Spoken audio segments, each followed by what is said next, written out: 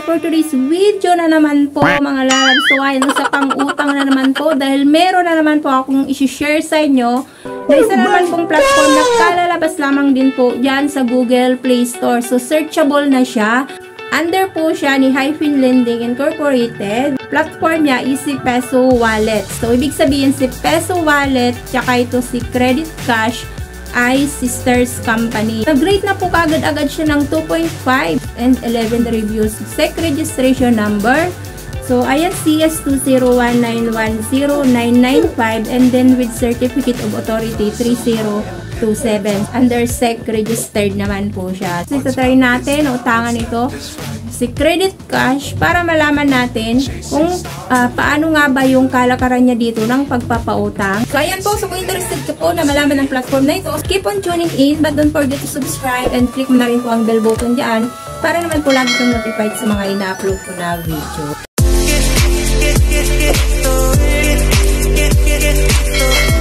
Credit Cash online loan apps. Loan information nila, loan term 90 days up to 360 days. Loan amount 2,000 up to 100,000. So napakalaki nga naman talaga. So titingnan natin mga lalabs kung magkano ba yung pwede nilang i-approve sa atin as a first timer na mangungutang dito sa kanila.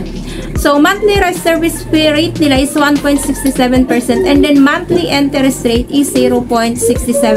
So medyo mababa.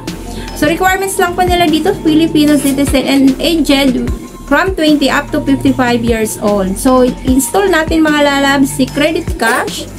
After po yan dyan na ma-install nyo, makikita nyo po kaagad dyan, bubungad dyan is kailangan yung mag-registered. So registered with your cellphone number and then magpapadala sila ng OTP and then hingyan po kayo dito ng 6-digit number para po doon sa inyo pong password. So after po nyan, bubungad kagad dyan. Highest available nila is 100,000. So interest as low as 0.02% per day, loan term as long as 90 days. So, click nyo po yan dyan yung complete my profile para po doon sa filling of information. So, dito hingan pa po kayo ng basic information. So, alam na po natin mga basic information mga loves, is pagpapakilala. So, ayan, fill upan nyo po yan dyan. And then, dito mga loves, so hingan po kayo dito ng inyo pong Facebook account. So, yung link mismo ang hinihingi nila dito. So, sigurista din pala ito si Credit Cash. Link mismo talaga yung hinihingi nila. Copy and paste nyo na lamang po ang inyo pong Facebook link dito para makapag-proceed po. Dito mga loves sa baba, makikita nyo employee, business, and no. And then, sunod po yan mga loves, so contact information. So, tatlo pong contact information ang hinihingi po dito ni Credit Cash. So, next po is ID information. So, any government valid ID. So, next po dyan mga loves, so last to fill up is yung withdrawal method. So, dito meron silang e-wallet and then meron din siyang online bank. So, e-wallet, pwedeng GCash, GrabPay, and then PayMaya. And then, lagay nyo yan kapag ka GCash, lagay nyo po yan dyan, yung po mga GCash number. And then, click nyo po yung confirm. So, dito mga loves, agad-agad ang bilis mag-approve dito, ang bilis mag-review ni Credit Cash. Kasi dito, meron na po kagad siyang approval amount sa akin, which is na 500 lang naman. 2 schedules pa siya mga lalabs ha. Grabe to sa Credit Cash.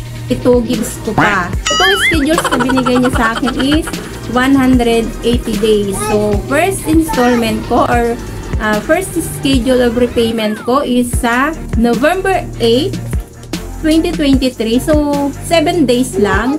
And then, yung 7th schedule repayment ko is sa April 29, 2024. It's up to you pala mga labs kung i-consume mo yung 180 days para po doon sa repayment mo na 20 pesos. Details of the fees. So, may fees din pala siya dito. So, ayan, term interest. So, term interest nila is 75 pesos and then service fee is 125 pesos. So, malaki yung service fee nila dito, 125 pesos. And then dito mga lalabas, the moment na ma-delete ka pa ng bayad dito, ng repayment mo, so meron na po kagad ng 3%. Overdue daily interest is 3%. So, medyo malaki-laki. The moment lang na isang araw na na-delete ka ng bayad dito, meron na po kagad ng penalty fee. So, ayan po mga lalabs. So, at least naipakita ko na po sa inyo kung paano nga ba ito magpautang si Credit Cash. So, ayan.